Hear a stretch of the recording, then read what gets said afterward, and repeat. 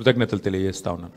ఎన్నో కష్ట నష్టాల కోర్చి ఒకరిద్దరు కాదు, నిజంగా చెప్పాలంటే కొంతమంది తమ తమ వ్యక్తిగతమైన సమస్యలు ఉన్నా కూడా వాటన్నిటినీ పక్కన పెట్టి నిర్విరామంగా పనిచేసినారు. వారందరికీ పేరు పేరున హృదయపూర్వకంగా వినమ్రంగా నమస్సులు, వినమ్రంగా ధన్యవాదాలు. దాదాపు ప్రతి బూత్లో 407 బూత్లు ఉంటే ప్రతి బూత్లో మా జూబ్లీహిల్స్ స్థానిక నాయకత్వం చాలా అద్భుతంగా కష్టపడ్డారు. వారికి కూడా హృదయపూర్వకంగా నా ధన్యవాదాలు, హృదయపూర్వకంగా వారికి కూడా నమస్కారాలు. శ్రీమతి మాగంటి సునీత గోపీనాథ్ గారు అభ్యర్థి కొత్తదైనప్పటికీ, వారికి ఇదివరకు రాజకీయ అనుభవం లేకపోయినప్పటికీ వారు కూడా నిజంగా చాలా కష్టపడ్డారు. చాలా పెద్ద ఎత్తున వారు కూడా మరి పోరాటం కూడా చేసినారు. చివరి రోజు మరి ఏ రకంగా వారు పోరాడినారో మీరు అందరూ కూడా చూశారు. వారికి కూడా నా అభినందనలు. ఎందుకంటే కొత్త అభ్యర్థి అయినప్పటికీ, ఎక్కడా కూడా ప్రత్యర్థి ముఖ్యంగా అధికార పార్టీ అయినప్పటికీ, అధికార యంత్రాంగం మొత్తం ఉన్నప్పటికీ వారు కూడా మొక్కవోని ధైర్యంతో కొట్లాడినారు. సునీత గోపీనాథ్ గారికి మనస్ఫూర్తిగా నా అభినందనలు. అట్లాగే బీఆర్ఎస్ పార్టీకి మరి ఓటేసిన జూబ్లీహిల్స్ ప్రజలకి మరి చివరి ఓటింగ్ శాతం ఇంకెంత తెలియదు, బట్ చాలా గణనీయంగా గౌరవప్రదంగా మా పార్టీకి కూడా ఓట్లు వచ్చినాయి. మరి మాకు ఓటేసిన జూబ్లీహిల్స్ ప్రజలందరికీ కూడా పేరు పేరున వారికి కూడా కృతజ్ఞతలు. సరే, సహజంగానే ఒక రాజకీయ పార్టీగా ఎన్నికల్లో దిగినప్పుడు గెలుస్తామనుకొని దిగుతాం, గెలుస్తామనుకొని కొట్లాడతాం, గెలవాలని కొట్లాడతాం. అట్లనే కొట్లాడినాం. గత 2 ఏళ్లుగా బీఆర్ఎస్ పార్టీ ప్రధాన ప్రతిపక్ష పార్టీగా తన పాత్రను అద్భుతంగా పోషించింది. ప్రజా సమస్యలను మరి కేంద్రంగా చేసుకొని ప్రజల వాదనను, ప్రజల వేదనను ఇవాళ ప్రభుత్వం ముందు పెట్టడంలో, అది శాసనసభలో అయితేనేమి, ప్రజాక్షేత్రంలో అయితేనేమి, సోషల్ మీడియాలో అయితేనేమి చాలా బలంగా బీఆర్ఎస్ పనిచేస్తున్నది. మా పని ఇట్లాగే భవిష్యత్తులో కూడా కొనసాగుతూనే ఉంటుంది. ఎందుకంటే ఈ ఉప ఎన్నికల్లో కూడా మేము నిజాయితీగా కొట్లాడినాం. ప్రజా సమస్యల్ని కేంద్ర బిందువుగా చేసుకొని, ప్రజలనే ఎజెండాగా చేసుకొని ఎన్నికల్లో డెఫినెట్గా చిత్తశుద్ధితో నిజాయితీగా మేము కొట్లాడినాం. మీకు తెలుసు ఎట్లా ఎన్నికలు జరిగినాయి కూడా అందరు చూసినారు, నేను చెప్పక్కర్లేదు ప్రత్యేకంగా. మరి మొత్తం ఎన్నిక ప్రచారం ముగిసేదాకా ఎట్లా జరిగింది, ప్రతి సర్వేలో కూడా బీఆర్ఎస్ గెలుస్తుందని ఎట్లా చెప్పింది, ఆ తర్వాత ఆఖరి 3 రోజులు ఏం జరిగింది, ఇదంతా ప్రజలు చూసినారు. కానీ అందులోకి పోను, అవి చెప్పను. కానీ ఒకటి మాత్రం వాస్తవం, ఈ ఎన్నిక డెఫినెట్గా మరి మాకు కొత్త ఉత్సాహాన్ని ఇచ్చింది, కొత్త బలాన్ని ఇచ్చింది. ఎందుకంటే మరి స్పష్టంగా ప్రజలు ఒక తీర్పు ఇచ్చారు. ఈ రాష్ట్రంలో ప్రత్యామ్నాయం కేవలం బీఆర్ఎస్ మాత్రమే. ఇంకా అది అందులో అనుమానమే లేకుండా ఖచ్చితంగా ఈ ప్రభుత్వం ఏదైతే పనిచేస్తుందో వారికి ప్రత్యామ్నాయంగా పోరాడుతున్న ఒకే ఒక్క పార్టీ బీఆర్ఎస్ అనే మాట స్పష్టంగా ప్రజలు చెప్పారు. డెఫినెట్గా దాన్ని కూడా మేము మాకు ఒక సానుకూల అంశంగానే తీసుకుంటా ఉన్నాం. సరే, ఇక ఈ ఎన్నికల్లో ఏ రకంగా అధికార యంత్రాంగం మోహరించింది, ఏ రకంగా వారు పనిచేశారు, ఇవన్నీ కూడా మీ కళ్ళ ముందున్నాయి. నేను వాటి విషయంలోకి ఎక్కువగా పోను. 2014 నుంచి 2023 మధ్యన కూడా చాలా ఉప ఎన్నికలు మన రాష్ట్రంలో జరిగినాయి. దాదాపు 7 ఉప ఎన్నికలు జరిగినాయి. ఈ 7 ఉప ఎన్నికలు పాలేరు కానీ, నారాయణ ఖేడ్ కానీ, హుజూర్ నగర్ కానీ, దుబ్బాక కానీ, నాగార్జున సాగర్ కానీ, హుజూరాబాద్ కానీ, మునుగోడు కానీ, ఈ అన్ని ఉప ఎన్నికల్లో మీరు ఆ రోజు కనుక గమనించినట్టయితే అప్పటి ప్రతిపక్ష పార్టీ కాంగ్రెస్ పార్టీ, ప్రధాన ప్రతిపక్ష పార్టీ, ఒక్క ఉప ఎన్నికల్లో కూడా గెలవలేదు. 7 ఉప ఎన్నికల్లో మేము దాదాపు అన్ని గెలిచాం. దాదాపు 5 గెలిచాం, ఒక 2 ఓడిపోయాం. అంతే తప్ప మరి ప్రతిపక్షంలో ఉన్న కాంగ్రెస్ పార్టీ ఆనాడు ఒక్క ఉప ఎన్నికల్లో గెలవకపోయినా చివరికి మళ్ళీ 2023 సార్వత్రిక ఎన్నికల్లో వారు విజయం సాధించారు, గవర్నమెంట్ కూడా ఫామ్ చేశారు. అట్లాగే మధ్యలో జిహెచ్ఎంసీ ఎన్నికలు వస్తే కూడా, గ్రేటర్ హైదరాబాద్ కార్పొరేషన్ ఎన్నికల్లో కూడా మరి ప్రతిపక్షంలో ఉన్న కాంగ్రెస్ పార్టీకి ఆనాడు కేవలం 1-2 కార్పొరేటర్ సీట్లు వచ్చిన విషయం కూడా ఒక్కసారి గమనంలోకి తీసుకోవాలని చెప్పి కూడా నేను కోరుతా ఉన్నా. అట్లాగే ఈ ఎన్నికల్లో ముఖ్యంగా ప్రజల తరపున వాదన బలంగా వినిపించగలిగాం. ఎన్నికల ఎజెండాను ఖచ్చితంగా నిర్దిష్టంగా బలంగా ప్రతిపక్షంగా మేమే సెట్ చేయగలిగాం. ప్రజా సమస్యలను ప్రధానంగా 6 గ్యారంటీల అమలులో ప్రభుత్వ వైఫల్యాన్ని బలంగా ప్రజల్లోకి తీసుకొని పోయాం. 6 గ్యారంటీల విషయంలో ప్రభుత్వం చేసిన మోసాన్ని తీసుకొని పోయాం. హామీల ఎగవేతను బాకీ కార్డుల రూపంలో ప్రధాన చర్చగా చేయగలిగాము. ఇది బీఆర్ఎస్ సాధించిన విజయంగా మేము భావిస్తూ ఉన్నాం. అట్లాగే మేము అనవసరపు అంశాల జోలికి పోలేదు. కులము, మతము వీటి పేరు మీద డైవర్షన్ రాజకీయాలు చేయలేదు. బూతులు అస్సలు మాట్లాడలేదు. ఆఖరికి ప్రభుత్వంలో ఉన్నవాళ్ళు ఫ్రస్ట్రేట్ అయిపోయి బూతులు మాట్లాడినా మేము మాత్రం బూతులు మాట్లాడలేదు, కేవలం ప్రజా సమస్యల గురించే మాట్లాడాం. చాలా హుందాగా ఈ ఎన్నికల్లో కొట్లాడినామని చెప్పి నేను అనుకుంటా ఉన్నా. అట్లాగే జనాలకు అవసరమైన పాయింట్లు, ప్రజలకు అవసరమైన పాయింట్లను మాత్రమే చర్చకు పెట్టాం. కాంగ్రెస్ బీజేపీ ఎన్ని రకాలుగా మమ్మల్ని కవ్వించే ప్రయత్నం చేసినా సంయమనం కూడా పాటించాం. అట్లాగే మేమేం చేశాము, ఎందుకంటే ఒక 10 ఏళ్ళు ప్రభుత్వాన్ని నడిపిన ఒక జవాబుదారీ పార్టీగా, ఒక బాధ్యత గల ప్రతిపక్షంగా 10 ఏళ్ళు మీరు ఏం చేశారు జూబ్లీహిల్స్ కంటే 5,328 కోట్లతో అభివృద్ధి సంక్షేమ కార్యక్రమాలు చేశామని చెప్పి లెక్కల సహితంగా మరి ప్రజల ముందు పెట్టాము. చాలా పారదర్శకంగా పనిచేశామని చెప్పి ఎన్నికలు కూడా పోయినాం. అట్లాగే కాంగ్రెస్ ఎగ్గొట్టిన వాటిని కూడా లెక్కలతో సహా ఇంటింటికి తీసుకొని పోయాం బాకీ కార్డుల ద్వారా. అట్లాగే ప్రజా సమస్యలు, బస్సు ఛార్జీల పెంపు మీద నిరసన చెప్పాము. బస్తీ దవాఖానాలు విజిట్ చేసి ప్రభుత్వ యంత్రాంగంలో చలనం తీసుకొచ్చాము. హైడ్రా విధ్వంసం మీద, ప్రభుత్వంలో ఉన్న పెద్దల ద్వంద్వ ప్రమాణాల మీద, డబుల్ స్టాండర్డ్స్ మీద కూడా ప్రభుత్వాన్ని ఎండగట్టగలిగాం. ఆటో అన్నల సమస్యలను కూడా ప్రభుత్వం దృష్టికి తీసుకురాగలిగినాం. వాళ్ళ తరపున కూడా గట్టిగా మాట్లాడినాం. హైదరాబాద్లో రోడ్ల దుస్థితి విషయంలో కూడా ప్రభుత్వాన్ని కదిలింపజేయగలిగినాం.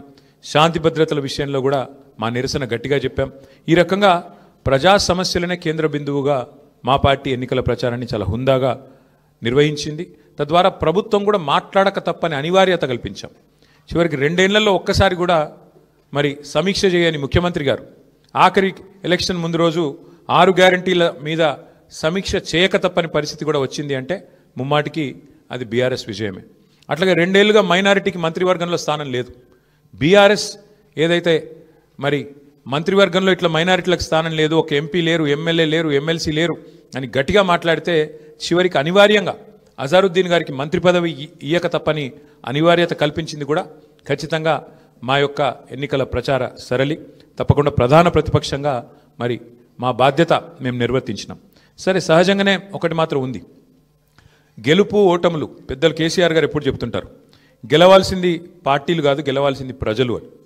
మేము కూడా మనస్ఫూర్తి కోరుకునేది ప్రజాస్వామ్యంలో చర్చ జరగాల్సిందే, మీడియాలో జరగాల్సిందే, బయట జరగాల్సిందే, తప్పకుండా ప్రజల్లో కూడా జరగాల్సిందే.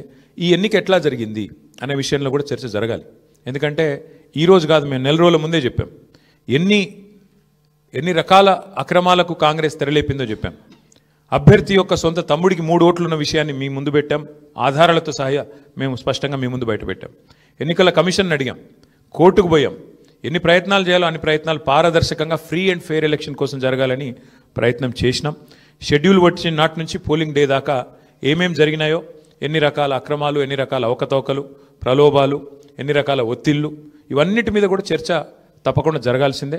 ఏదేమైనప్పటికీ సరే, అల్టిమేట్గా ప్రజాస్వామ్యంలో ప్రజా తీర్పు శిరోధార్యం. తప్పకుండా మరి ఇవాళ మేము కూడా ఓట్లేసిన ప్రజలకు ధన్యవాదాలు చెప్తున్నాం. అట్లాగే మిగతా వారికి కూడా మేము విజ్ఞప్తి చేస్తూ ఉన్నాం. ప్రధాన ప్రతిపక్షంగా మా పాత్రను మీరు గమనించారు. ప్రధాన ప్రతిపక్షంగా మేము గెలవాలని కోరుకున్నాం, సహజంగా గెలుస్తామని ఆశించినాం. బట్ ఎలాంటి నిరాశ లేదు, మా పని మేము చేసుకుంటూ పోతూనే ఉంటాం. ఎందుకంటే 2 ఏళ్లుగా లగచర్ల కావచ్చు, హైడ్రా బాధితులు కావచ్చు, మూసీ బాధితులు కావచ్చు, 6 గ్యారంటీల విషయంలో బాకీ కార్డుల రూపంలో కావచ్చు, ప్రజల తరపున గొంతు ఎత్తడంలో, అట్లాగే మా మీద జరిగే దుష్ప్రచారాన్ని తిప్పికొట్టడంలో శాసనసభ వేదిక కానీ బయట కానీ బ్రహ్మాండమైన పాత్ర పోషించాం. రేపటి రోజున కూడా అట్లాగే ముందుకు పోతాం. మరి మా కార్యకర్తలకు కూడా నేను చేసే విజ్ఞప్తి, సన్నద్ధం అవుదాం.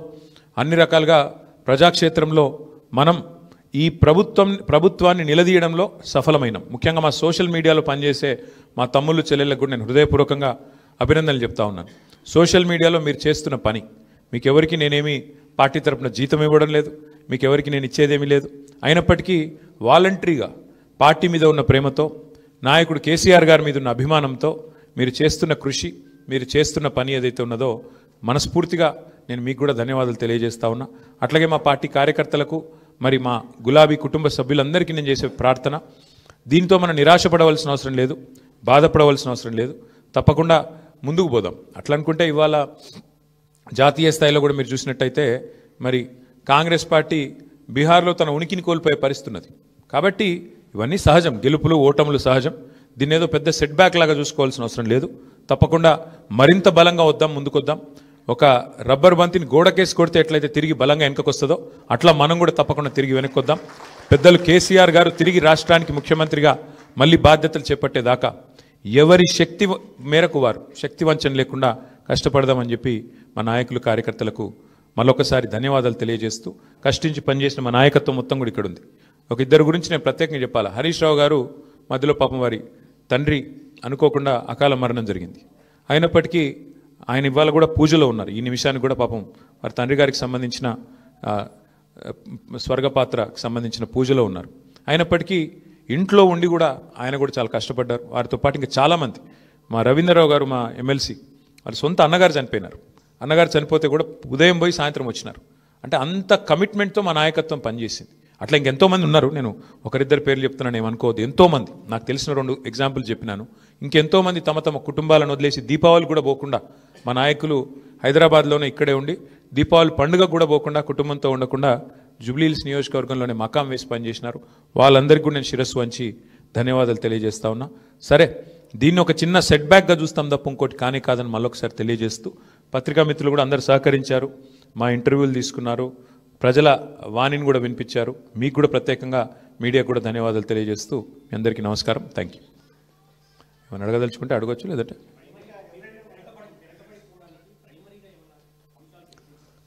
అంటే ఇప్పుడు ఇట్ ఇస్ టూ ఎర్లీ. ఒకటి మేము కూడా కూర్చుంటాం పార్టీగా, ఎందుకంటే మొత్తం ఇంకా అన్ని డివిజన్లలో ఎన్ని బూత్లలో మాకు లీడ్ వచ్చింది, ఎక్కడ మైనస్ అయింది, ఇంకా మేము కూడా చూడలేదు. బ్రాడ్గా ఓవరాల్ నెంబర్ తెలుసు బ్రదర్, మిగతా విషయాలు తెలియదు. కూర్చుందాం, రేపు ఎల్లుండి సావధానంగా కూర్చుంటాం. మా నాయకత్వం మొత్తం పనిచేసింది. సీనియర్లు మంత్రులుగా పనిచేసిన వాళ్ళు కూడా 10 బూత్లకు ఒకరు ఇన్ఛార్జ్గా తీసుకున్నారు. ఇప్పుడే ప్రశాంత్ రెడ్డి గారు చెప్తున్నారు నాకు, అన్న మా షేక్పేట్లో మా 10 బూత్లలో నా దగ్గర మాత్రం 1100 మెజారిటీ వచ్చిందని చెప్పి ఇప్పుడే ప్రశాంత్ రెడ్డి గారు చెప్తున్నారు. విశ్లేషించుకుంటాం, అట్లా ఎట్లెట్లా క్లస్టర్ల వారీగా ఎక్కడెక్కడ ఏం జరిగింది చూసుకుంటాం, సమీక్ష చేసుకుంటాం, డెఫినెట్గా ఆత్మవిమర్శ చేసుకుంటాం. ఎందుకంటే ప్రజలు మరి అల్టిమేట్గా ఎందుకు మొగ్గు చూపారు కాంగ్రెస్ పార్టీ వైపు అనేది కూడా మేము కూడా విశ్లేషించుకోవాలి, ఆత్మవిమర్శ చేసుకోవాలి. తప్పకుండా ఏదైతే ఉందో మా పోరాటం మాత్రం కొనసాగుతుంది. ప్రజా సమస్యల మీద, ప్రభుత్వం మీద, ప్రజలకిచ్చిన హామీలు నెరవేర్చే అంశంలో మాత్రం డెఫినెట్గా మా పోరాటం కొనసాగుతుంది. మిగతా అన్ని విషయాలు చర్చించడానికి బోలెట్ టైం ఉంది.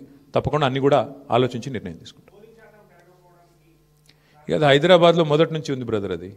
కాకపోతే ఒక్కటి మాత్రం మా వాళ్ళు నాయకులందరూ చెప్తుంది ఏంటంటే, దాదాపుగా మనం ఇప్పుడు 48.4% మీద ఓటింగ్ అయిందని చెప్తున్నారు. కానీ వాస్తవంగా చూస్తే 70% ఓటింగ్గా చూసుకోవాలి. ఎందుకంటే అంటే చాలా ఓట్లు షిఫ్ట్ అయిన ఓట్లు ఉన్నాయి, కొన్ని అసలు ఓటర్లు పేరుకు లిస్టులో ఉన్నా అక్కడ ఓటర్లు లేరు. కాబట్టి ఒక రకంగా చెప్పాలంటే ఇది 65-70% ఓటింగ్ అయినట్టు అనుకోవాలి మనం. కాబట్టి ఓటింగ్ నార్మల్ కంటే పెరిగింది, కానీ ఇంకా పెరిగింటే బాగుండేది అనే భావన ఉంది. ముఖ్యంగా కాలనీల్లో కొంత పెరిగింటే బాగుండేది, జరగలేదు. దానికి కారణాలు పలు రకాలుగా ఉన్నాయి. బట్ చూడాలి, భవిష్యత్తులో అన్న మారుతుందేమో చూడాలి.